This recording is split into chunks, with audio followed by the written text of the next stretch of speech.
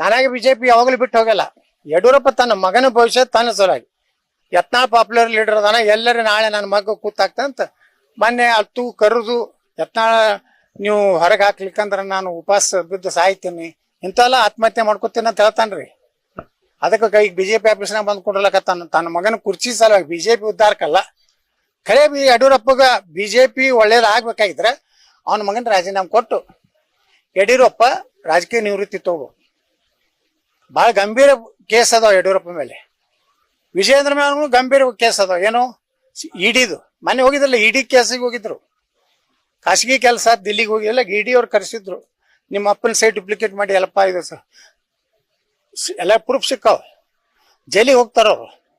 ಅದಕ್ಕೆ ಸುಮ್ಮನೆ ರಾಜಕೀಯದಿಂದ ದೂರ ಆಗ್ಬೇಕು. ಭಾಳ ಒಂದು ಕ್ಷೇತ್ರಕ್ಕೆ MLA ಆಗಲಿ ಬಿಟ್ಟು ರಾಜ್ಯಾಧ್ಯಕ್ಷ ನಾನೇ ರಾಜ್ಯದ ಮುಖ್ಯಮಂತ್ರಿ ಉಳ್ಕಿದವ್ರು ಏನು ಮಾಡ್ಬೇಕು ನಾವೆಲ್ಲ? ಪಾರ್ಟಿಗೆ ಅವ್ರ ಅಪ್ಪನೇ ಅಟ್ಟೆ ಕಟ್ಟ, ಅವ ಒಬ್ಬನೇ ಸೈಕಲ್ ಇರ್ತಾನ, ನಾವು ಸೈಕಲ್ ಮ್ಯಾಗ